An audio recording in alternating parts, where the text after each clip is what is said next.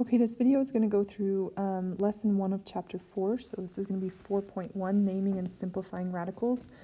There's a lot going on in chapter 4 with radicals. We're just going to take the first part. Today, in this video, your goal would be to be able to correctly use the vocabulary to describe the parts of a radical. So we want to make sure that we understand what a radical is, the symbol, how we correctly use it, how we speak about it. So that we can move forward with all other things radical and understand them. And then simplifying radicals. So we use radicals to write irrational values, and if we can write them in simplest form, then we don't have to round decimals and things like that. So that's our goal today.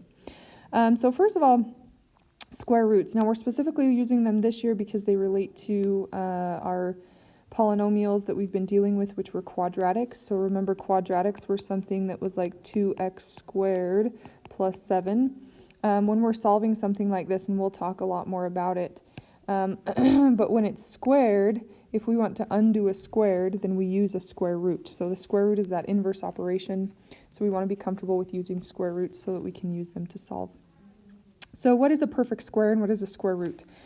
A perfect square is a number, right, that creates and actually represents the area of a square.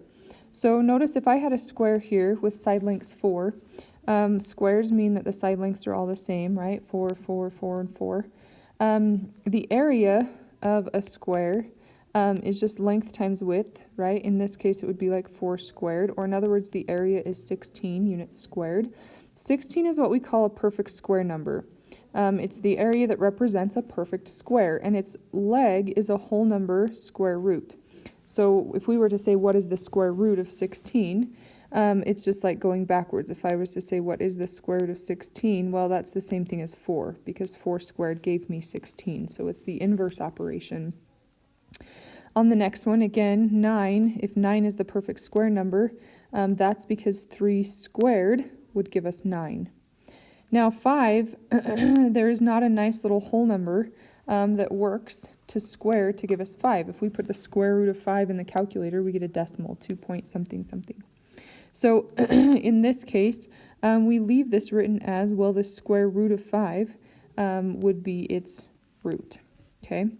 And you've probably dealt the most with square roots. There's also what we call cube roots. So if we look at a number like 8, and 8 can be written as a number cubed, and in this case, 2 cubed is actually equal to 8. That represents the volume of a cube. So if the length is 2, the width is 2, the height is 2, right? That would be a cube if all of those are the same.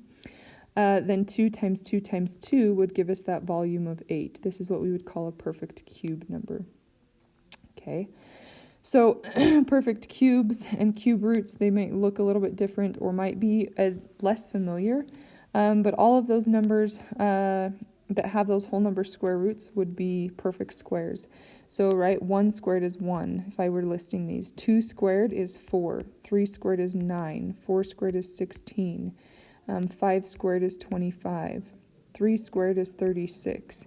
So we could list these out. 7 squared is 49. 8 squared is 64, and you've done these before. Maybe it's just been a while since you actually went through and memorized them.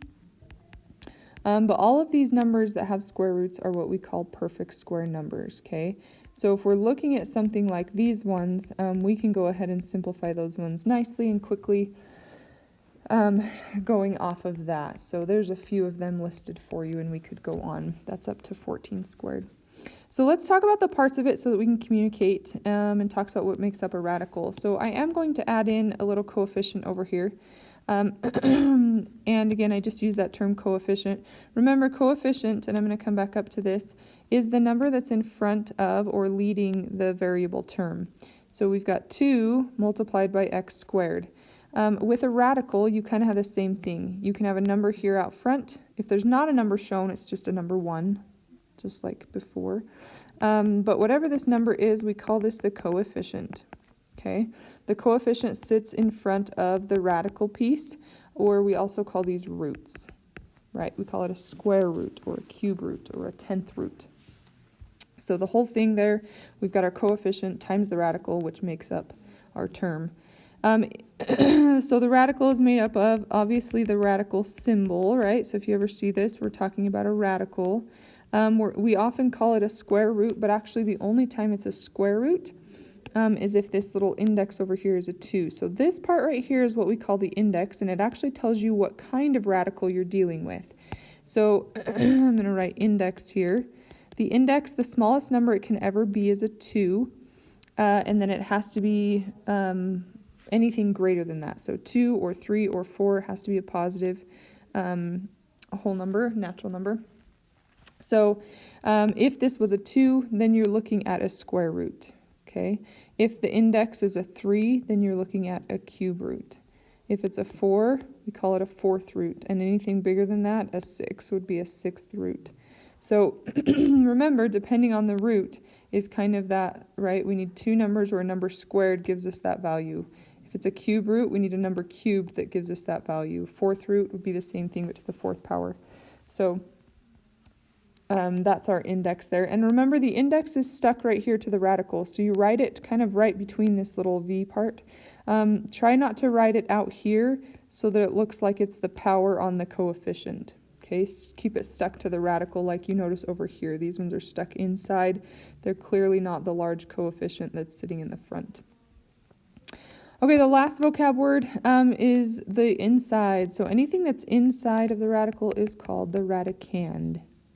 Okay, that's kind of a newer word, so radicand. And then really quickly down here at the bottom, there's some really tiny writing. It says if the blank is not written, it's automatically a blank.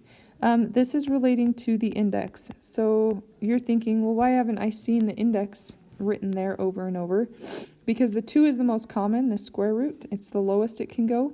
So a lot of times we don't write it. And if it's not written, the index, or not visibly seen, then you're assuming it's a 2, you're implying it's a 2 if you don't write it, and all of those things. So just be aware of that. Off to the side really quickly, so I'm going to go through and just list a couple of these. Let's see if I can have the iPad help me with straight lines. So if we were listing these, practicing just identifying like the coefficient, right, the index, and the radicand, we just want to make sure we can tell the distinction between each of them. So first of all, the coefficient, again, is that big number out front. That would be 5. If there's not a number out front, so notice we can't see one visibly there, then the coefficient is 1. There's just one of those. Same thing here, right? We're going with 1. If I was jumping all the way down here, this coefficient is -4. So the coefficient is just the number sitting out front. Okay. Next, we're looking at the index. So notice on this one, the first one, there is no number written there, so that's where we imply that it's a 2, okay? Or it's being implied that it's a 2. The next one, there's a little 4 there. This is a fourth root. The next one has a 3 there. It's a cube root. Jumping down, again, I'm just skipping this middle one. This guy right here, again, it's not written, so it's a square root. Now, is it not okay to write it? You can absolutely write a 2 there if you want to keep track of it and make sure that you understand that. Okay, then the radicand is just everything on the inside. So that first one would be 24. The next one would be a 128 to the, n to the 8th power. The next one, 16xy. And down here, 512 x squared. So it's just everything that's on the inside. Okay, so really important that we understand just the different parts of the radical so that we can communicate well in talking about how we operate with radicals and apply them in solving. All right, simplifying a radical. So again, radicals, if we looked at something like the square root of 49, 49 again is one of those perfect square numbers, right? We're saying what number squared would give me 49? Well, that's 7. So 7 squared is 49. So the square root of 49 is 7. What number squared gives me 100? That would be a 10, right? 10 squared is 100. And we can move on through this. 196, I don't know if you have these ones memorized, but the square root of 196 is 14. And I'm just finding all the square roots. The square root of 64 over here in the middle. Second one down is going to be 8, because 8 squared is 64. And at the bottom there, the square root of 1 is 1. So just recognize that we can calculate those. They come out nicely as whole numbers. And then if it's a cube root, remember, so like this number right here in the middle at the top, this one's a cube root. So you're saying what number, right? Blank, that's my blank. What number cubed would give me 27? Well, 2 times 2 times 2 is 8, right? We talked about that one earlier. So we could try 3. And if we did 3 times 3 times 3, we would get 9 for the first two. Multiplied by 3 would be 27. So that actually works. So the cube root of 27 would be 3. Okay. Moving down the same column, notice here we've got a fourth root. So we're saying what number to the fourth power, or it would take 4 of them to create this root. So notice that would be something like 2. 2 to the fourth, and let's just show how that works. So again, that would be like 4 2s. 2 times 2 is 4, times 2 is 8, times 2 is 16. So that gets me to that 16. So it took 4 2s to get me to the 16.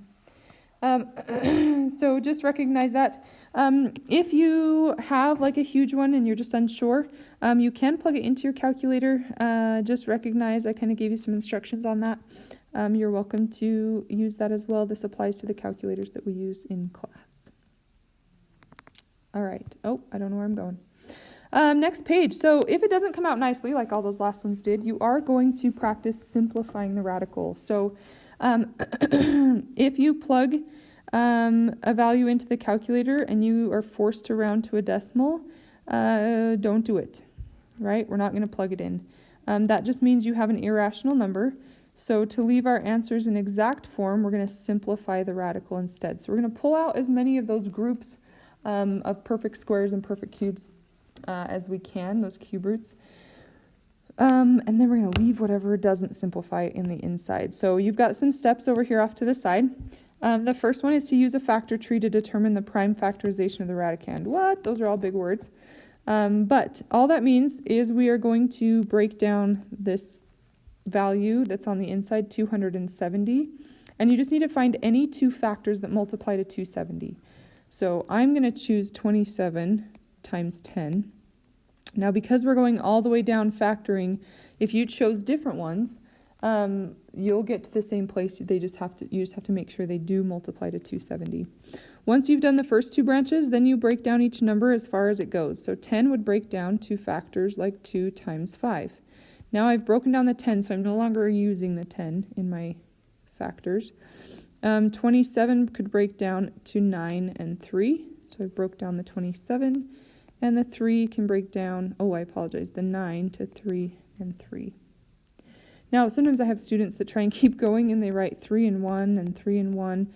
Notice if you do that, you're just going to have a lot of 1s and then exactly the same numbers you had. So these are prime numbers, and that's where you're going to stop. Once you get there, just like we talked about before, if this is a cube root, I always check the index, okay? And this is the group sized that I need in order for something to come out of the radical and be simplified. So notice we have 3 3s here, right? They make a group. That means that I get to pull a 3 out front to the coefficient of the radical. The 2 and the 5 don't have any groups, so what we do is we multiply them and just put them back in. So 2 times 5, on the inside we have a cube root. So again, writing that index so it looks like it's attached to the radical. 2 times 5 would be 10. So here's our simplified radical. Wow, I left a lot of space in there.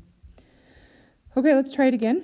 So again, we look at this next one. There's a negative 2 out front, so it's going to stay out front. And then if we look at our index, right, recognize there's not a number written there. So we need a group of size 2, right? Our index is 2. So we're going to look for pairs. So then we go ahead and break down the 108. If you're unsure of where to start, just start by, if this is an even number, divide it by 2. So I get 2 and 54, right? Let's say I still don't know where to go with 54, so I do 2 and 27. It's going to give me a nice line of 2s, that's fine. 27, not an even number, so let's divide it by 3. That would be 3 and 9, and that would be 3 and 3. So notice you broke down all of these numbers, and you've got a 2, 2, 3, 3, 3. Okay. I'm going to go ahead and break down these ones as well with variables. If it's x to the 4th, all that means is that there are 4 x's. So these ones are really nice. And this means there are 3 y's. So again, I'm looking for groups of size 2. Notice I have one here of 2's that match. I have a group of 3's. I have a group of x's and another group of x's, and I have a group of y's. So if we're looking at this, we've got the -2 out front. We can definitely pull out a 2 for that group. We pull out a 3 for that group. We pull out an x for that group, another x because there's another group, and a y. Now I'm writing this one all the way out. You'll be able to combine some of these as you go without having to write each of that out. Notice here, and I'm going to box these ones just so you can see it, but there's a leftover and there's a leftover. That's what goes back in the radical. So we're going to have the square root of 3y back in the radical. So let's just simplify this. So we're going to have -2 times 2 is -4 times 3. We get -12. X times x is x squared. We get a y there, so then we have the square root of 3y. Very good. I'm going to do a couple more of these. You can do as many of them as you'd like. You could pause it and try a few on your own. You can check the guided notes key as well.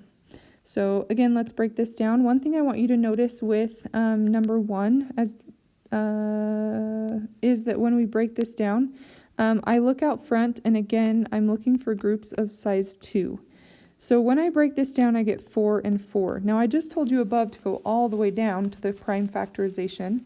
That's because usually you need to find groups. But if you find that you get to this point and you already see a group of 2, then you can absolutely use that group right there. Then we have x, x, x, x. It looks like that'll make 2 groups of size 2. And we've got y, y, y, y, y, y. So we've got 3 groups there. Notice there's nothing left uncircled. So when I start to pull things out, I get a 4 coming out for this one. I get 2 x groups, so that's x squared. And I get 3 y groups, so I get y cubed. I don't need the radical anymore. There's nothing left to put in the radical. I don't need to use that symbol. All right, number 2, square root of 32. The cube root of 32. So we want groups of size 3. So if we start to break this one down, notice we could do 8 and 4, and we could do 2 and 4. Now it's super tempting. We see 2 4s, but remember we need a group of size 3.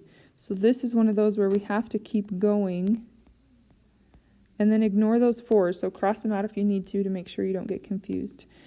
So a group of size 3, notice here's 3 2's, and then you do have 2 left over right there. So you're going to pull one of these 2's out front for the group, right? That guy comes out front. And then on the inside, don't forget that little cube, you put those other 2 2's back. So 2 times 2 would be 4 on the inside. All right, I'm going to jump to number 4 and just show you what happens when the value doesn't simplify all the way down. So you'll notice on number 4, it's a 4th root. So those are pretty big size groups. So this is size 4. So when I go in here and I start to build my factor tree and I get, say, 4 times 3, and I get 2 times 2, there's not a group of 4. All that means is that the 12 can't simplify any further. So we're going to ignore that and leave the 12 where it's at. Then we move to our z's. It looks like we have 8 z's. So that would be a group of 4, and that would be a group of 4. So we can pull out some z's. So don't forget the coefficient that's already out there. You then have 2 groups of z's. And then we have the 4th root, and the 12 had to stay inside, right? It didn't get broken down at all. So that's what we're looking at there. Awesome. There's a few examples, a bunch of examples that you can kind of use as you move forward. The last thing is, what happens if we have a fraction inside of the radical? So the answer to that is it's not too bad. We just have to split it up, top and bottom, and then simplify where we can. We don't like to have radicals left in the bottom of our fraction, so we really try and simplify the bottom one as much as possible.